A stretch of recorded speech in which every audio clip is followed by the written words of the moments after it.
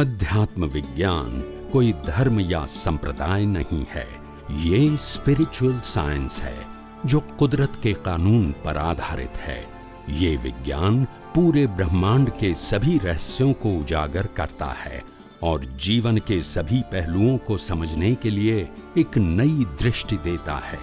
इसी को art of vision कहते हैं, दुनिया को देखने की एक नई दृष्टि, जो अध्यात्म विज्ञानी परम पूज्य स्वामी श्री कमलेशानंद जी के निर्देशन में सनातन सत्य का अनुसंधान कर हमारे जीवन को प्रकाशित करे।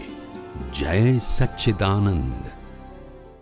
मैं शुद्धात्मा हूँ, अविनाशी हूँ। इसके अलावा बाकी जो भी है वो सब का पुनर्गलन है। मन वचन काया अथवा प्रकृति के सारे गुण पूर्ण गलन में समावित होते हैं। काया का मतलब क्या है, थोड़ा स्पष्ट करिए, क्योंकि हम समझते हैं काया यानी शरीर। शरीर तो जड़ है और वो तो जड़ तत्व में मिलने वाला है, उसका गलन तो हो नहीं सकता। तो काया का मतलब क्या है? काया का मतलब बराबर, मगर काया का मतलब आप कौन से एंगल से प्रश्न करते हैं? ये काया जो जानना है आपको कौन से एंगल से जानना है, शरीर को कौन से एंगल से जानना है? ये स्थूल शरीर की बात करते हो, कौन से शरीर की बात करते हो? स्थूल शरीर की बात होती है ना। हाँ, मन वचन और काया ये तीनों स्थूल ही है ना। हाँ, तो मन वचन काया तो ये दिखता है। तो काया का मतलब शरीर से है या किसी और से है? नहीं, काया का मतलब ही शरीर, काया का मतलब शरीर है। और शरीर का उत्पत्ति कुदरत से होती है। किससे होती है? शरीर का विकास भी कुदरत से होता है और शरीर का अंत भी कुदरत से होता है। लेकिन कुदरत तो नहीं, शरीर तो जड़ है, क्योंकि वो जड़ तत्व में मिलने वाला है, उसका पुनर्गलन तो नहीं हो सकता। तो कुदरत काया का पुनर्गलन बताया है। काया का नहीं होता है, आत्मा का। आत्मा है ना। मन वचन और काया और प्रकृति के सभी गुण पुनर्गलन में आते हैं। और मैं शुद्धात्मा हूँ, वह अविनाशी है। तो फिर काया को पुनर्गलन में बताया है, तो क्या ये शरीर है? पुनर्मिलन, पुनर्गलन, पुनर्गलन। हाँ, वो तो शरीर तो पुनर्गलन ही है ना। हाँ, वही तो मैं कह रहा हूँ, शरीर पुनर्गलन कैसे है? वो तो जड़ मात्र है और जड़ तत्व में मिलने वाला है, उसका गलन कैसे होगा? अवस्था उसकी चेंज हो जाएगी। हाँ, शरीर जो है वो सिर्फ गलन के लिए है, मगर ये शरीर है तभी आत्मा है, तो फिर पूर्ण भी होता है। पूर्ण करने वाला शरीर नहीं है। शरीर का एक रोल है गलन करना, मगर शरीर के अंदर ही पूर्ण होता है प्रतिष्ठित आत्मा से। बिना शरीर या बिना आत्मा न पूर्ण होता है न गलन होता है। तो फिर मन वचन काया को पूर्ण गलन क्यों बोलते हैं? मन वचन काया को पूर्ण गलन इसीलिए बोलते हैं कि ये मन वचन काया तीनों जो पूर्ण किया है, इसीलिए पूर्ण किया है वो भाव स्वरूप है, और गलन होते हैं वो स्थूल स्वरूप है। तो मतलब काया का मतलब शरीर से नहीं है। काया का मतलब है मन वचन काया तीनों से। ये तीनों इसका पार्ट है। मन भी है, वाणी भी है और क्रिया, ये तीनों एक ही शरीर का पार्ट है। शरीर तो नहीं है ना। शरीर का ही हिस्सा है, शरीर का आंतरिक हिस्सा है। अंग कहो या जो भी कहो, अगर शरीर नहीं है तो मन नहीं है, शरीर नहीं है तो जबान नहीं है, वो तो बराबर है, क्रिया नहीं है। शरीर अगर शरीर नहीं है तो मन नहीं है, उसका गलन हो गया पूरा। और वचन भी, शरीर नहीं है तो वाणी भी नहीं है, तो उसका गलन हो गया पूरा। और क्रिया भी नहीं है, काया तो है ना। हाँ, तो ये उसका गलन कैसे हुआ? क्रिया काया को काया कब कहा जाता है? जब अंदर आत्मा है तब तक। अगर आत्मा नहीं तो उसको काया नहीं बोलेंगे, मुर्दा बोलेंगे। ये मन वचन काया शब्द आत्मा की हाजिरी में बोला जाता है, और जब तक आत्मा अंदर है और किसी को आप कुछ भी करोगे तो आपको दोष लगेगा। मगर आत्मा निकल जाने के बाद शरीर को जला दोगे तो भी दोष नहीं लगेगा, क्योंकि वो शरीर नहीं है अभी, अभी सब है। सब समझते हैं ना, सब वाहिनी। तो शरीर और सब में अंतर है, भले दिखने में एक लगता है। काया का गलन शव के रूप में हो सकता है। फिर जड़ हो गया, फिर वो जड़ तत्व में आता, जड़ तत्व हो गया, अकेला जड़। फिर मन वचन काया नहीं रहा, चेतन भी नहीं रहा, सिर्फ जड़ जो पंचभूतों से बना हुआ है, पृथ्वी पानी वायु अग्नि आकाश से ये बना हुआ है, वही रहेगा। इसको जला सकते हैं, उसमें कोई क्राइम या पाप नहीं लगता। मगर जब अंदर आत्मा है और आप कुछ भी करोगे तो आपको दोष लगेगा। आप समझे ना? तो सिद्धांत समझने की जरूरत है। जब मेरे माता और पिता 95 इयर्स के हैं और अंतिम सांस ले रहे हैं, उनका आयुष्य शायद 4-5-6 घंटे का बाकी है, उस समय हम इसको पिन भी लगाएंगे तो पेन होगा, होगा कि नहीं होगा? हम पिन लगाएंगे तो उसको पेन होगा कि नहीं होगा? होगा, होगा। तो उस समय हमको ये पिन लगाया तो पाप लगेगा, दोष लगेगा, क्योंकि उसको दुख हुआ। क्या हुआ? मगर जैसे ही आत्मा निकल गया फिर उसको जला दिया तो भी पाप नहीं लगेगा, क्योंकि वो अभी शरीर नहीं है, सब है। काया को चेतन के रूप में माना गया है। चेतन के रूप में नहीं, चेतन की हाजिरी है तब तक इसको शरीर कहेंगे, चेतन निकल जाने के बाद इसको जड़ कहेंगे। चेतन के हाजिरी में शरीर है, वो काया है, और चेतन निकल गया तो वो काया नहीं रही, काया नहीं, फिर जड़ हो गया। फिर इसको सब बोलेंगे, सिर्फ प्रक्रिया बाकी है बस जलाने की। जैसे दादा भगवान 356 डिग्री पे थे, तो सब लोग कहते हैं कि भाई ये 4 डिग्री कम है, 4 डिग्री कम है। इसके लिए दादाजी कुछ भी कीर्तन भक्ति करते हैं, दादा भगवान नासीम जय जयकार हो। तो ये क्या जरूरी है करनी दादाजी को? ये एक कॉन्सेप्ट बनाया गया, हाँ, ताकि आम लोग इसको फॉलो करें। अच्छा। आज मेरी बात को आपके सामने पेश करना है, हाँ, तो मैं इस प्रकार से पेश करूंगा, हाँ, ताकि आप इसको मानोगे और फिर फॉलो करोगे। तो इम्पोर्टेंट देने के लिए ये बताना पड़ता है। ये दासा भगवान का असीम जयकार वो बोलते थे, तो माहिर भगवान असीम, माहिर भगवान अपने अगले अवतार में वो नहीं बोलते कि माहिर भगवान के असीम जयकार, वो नहीं बोलते थे। हाँ, पूर्ण नहीं हुआ तो भी हाँ, ऋषभदेव भगवान नहीं बोलते थे। हाँ, आप समझे? हाँ, हाँ, श्रीमद राजचंद्र नहीं बोलते थे नहीं कि बोलते। श्रीमद राजचंद्र का असीम जयकार। तो ये कॉन्सेप्ट समझना है। क्या बताया मैंने? हाँ। कॉन्सेप्ट समझना है। जब बताना है किसी को, फॉलो करवाना है, तो इतना इम्पोर्टेंट नहीं देंगे तो फॉलो कैसे करेंगे? अच्छा। तो इम्पोर्टेंट तो बताना पड़ेगा कि यही संपूर्ण है, यही सर्वस्व है, इसी से ही आपको मोक्ष होगा, इसी से आपको अनुभव होगा, ऐसा बताना पड़ता है। तभी तो आप फॉलो 24 घंटा कौन करेगा फिर? तो ये रिलेटिव सत्य है, मगर क्या है? रिलेटिव सत्य है।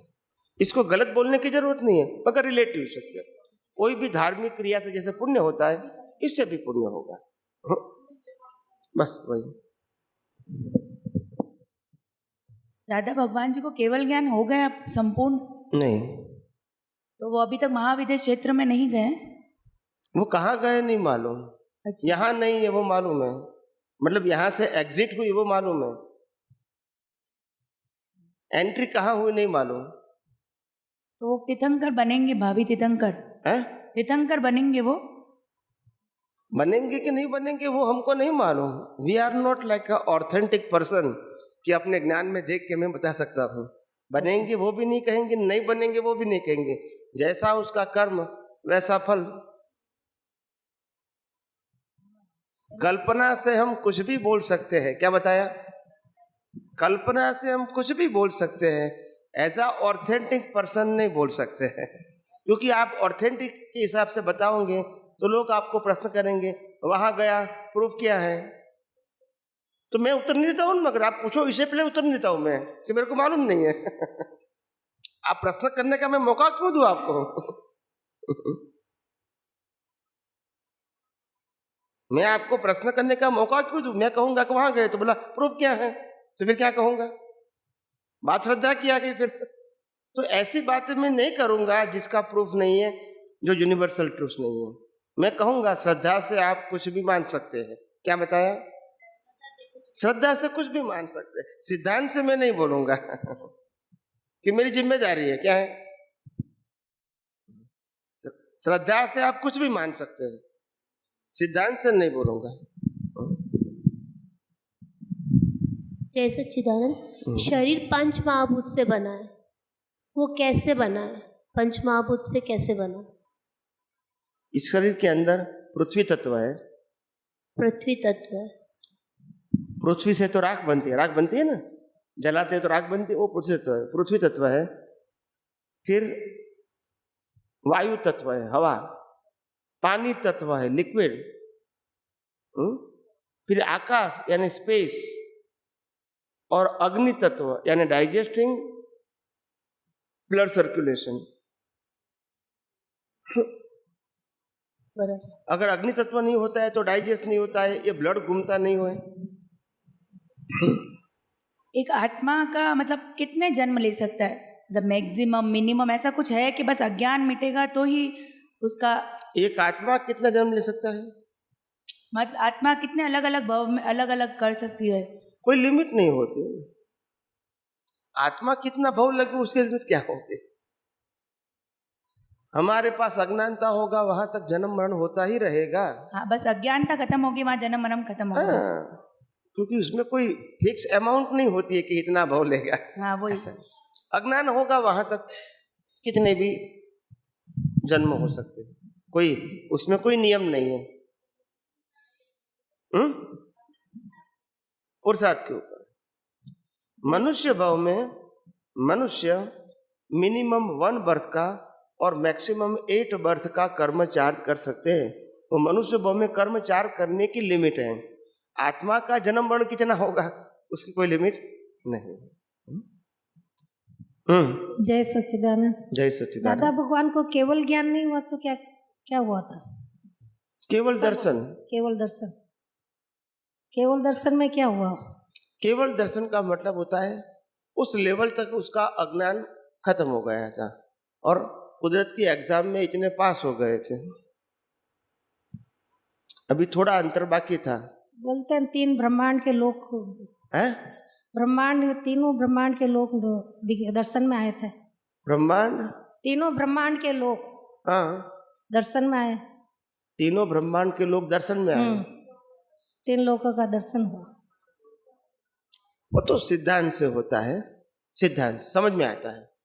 नहीं तो देवलोक क्या है, मध्य लोक क्या है, नरक लोक क्या है, वो समझ में आता है। दिखता नहीं है, दिखता है केवल ज्ञानी को। केवल ज्ञान। केवल ज्ञान तो अपूर्ण होता नहीं है। केवल ज्ञान तो अपूर्ण होता नहीं है, किसी को नहीं होगा। हाँ, तो अभी केवल दर्शन हुआ था दादा को। केवल दर्शन ही था।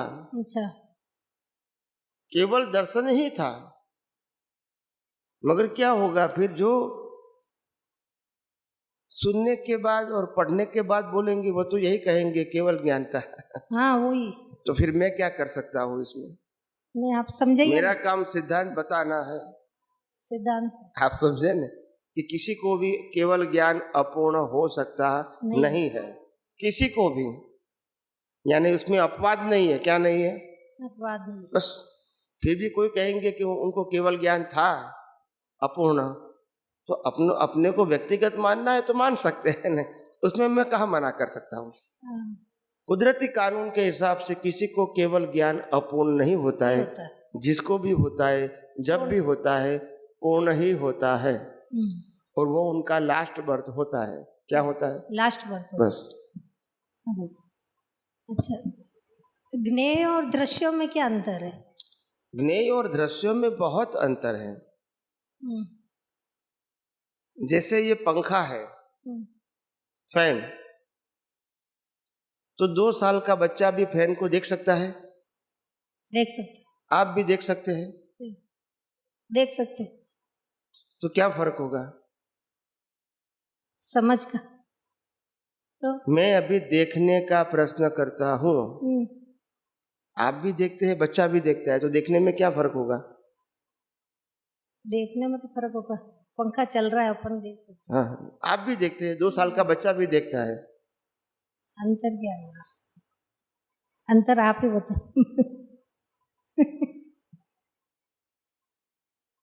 दृश्य को देखने में दोनों में कोई अंतर नहीं है, हाँ, मगर दृश्य को समझने में दोनों में अंतर है। हाँ, तो समझ का मतलब ज्ञेय और दिखना का मतलब है दृश्य। अच्छा, ओके, नहीं समझ में आया? हाँ, नहीं, ये बात समझ में आई कि नहीं? हाँ, आई आई, आपका प्रश्न दर्शन और ज्ञान का है। हाँ, ज्ञेय और दृश्य, ज्ञेय और दृश्य, ज्ञेय और दृश्य का है, तो दोनों अलग चीज हो गई ना। हाँ, दृश्य देख सकते हैं, हम्म। ज्ञेय समझ सकते हैं।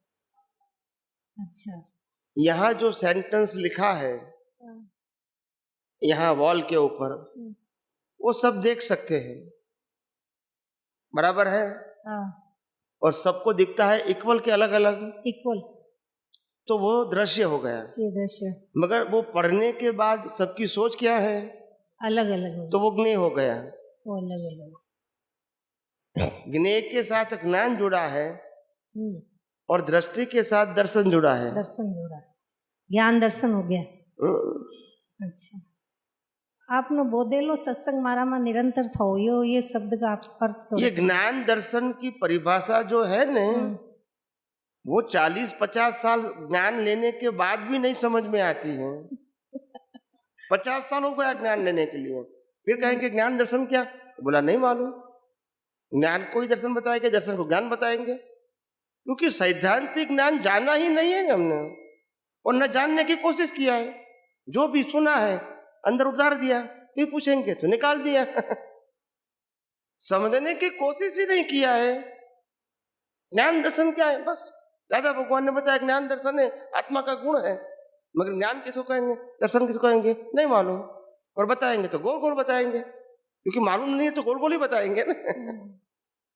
दोनों का आइडेंटिफिकेशन और डेफिनेशन अलग है। अलग है। ओके, एक वो वर्ड चरण विधि में आता, आपनो बोधेलो सत्संग मारा में निरंतर थो। आपनो बोधेलो सत्संग का मतलब होता है जो सत्संग ज्ञानी पुरुष करते हैं उसके साथ जो उसका अनुभव जुड़ा है, वो अनुभव को कहते हैं बोध। क्या कहते हैं? अनुभव को बोध बोलते। वो मेरे अनुभव में आए, सिर्फ शब्द नहीं। शब्द तो माध्यम है, अनुभव को व्यक्त करने का माध्यम शब्द है, मगर शब्द के पीछे क्या है? अनुभव। तो अनुभव को कहते हैं बोध। बोध। तो आपका बोधेला सत्संग मेरे में अनुभव में आए। बोधेला सत्संग मतलब जो बोध मतलब जो अनुभव हुआ है, वो अनुभव हुआ व्यक्त करेगा, वो शब्द रहेगा, वो अनुभव नहीं रहेगा। महावीर बोलेगा वो शब्द होगा, मगर महावीर का अनुभव मालूम होगा? बोलते नहीं है। नहीं। तो अनुभव को बोध बोलते हैं। क्या बताया? अनुभव को बोध बोलते हैं। और जो व्यक्त करते हैं इसको शब्द बोलते हैं, ज्ञान बोलते हैं। ज्ञान बोलते हैं। समझ में आया। तो जो व्यक्त करते हैं वो सत्संग है, और व्यक्त करने के पीछे जो अनुभव है इसको बोध बोलते हैं। बोध, इसको बोध बोलते। बोध का मतलब होता है खुद ने जो अनुभव किया है वो ज्ञान दर्शन। ज्ञान दर्शन जिसको शब्दों के माध्यम से वो व्यक्त करता है। तो मेरे को शब्दों के माध्यम से वही ज्ञान दर्शन का बोध मेरे को प्राप्त होगा, हो ऐसी मैं प्रार्थना करता हूँ। नहीं समझ में आया? समझ में आ गया। इसीलिए दादा भगवान ने कहा शब्द ज्ञान से निवेड़ा नहीं है, अनुभव ज्ञान से निवेड़ा। तो शब्द ज्ञान से कहाँ पहुंचना है? शब्द ज्ञान से शब्द ज्ञान से कहाँ पहुंचना है? संसार, अनुभव तक। अनुभव तक। और अनुभव का मतलब होता है बोध। बोध पक्का करो बराबर। शब्द ज्ञान से अनुभव तक, और अनुभव से मोक्ष। शब्द ज्ञान से अनुभव तक जाना है, और अनुभव को कहते हैं बोध। बोध। आपनो बोधेलो सत्संग मारा में निरंतर था। बोध का मतलब अनुभव, अनुभव। बोध का मतलब शब्द ज्ञान नहीं। पक्का? समझ में आ गया?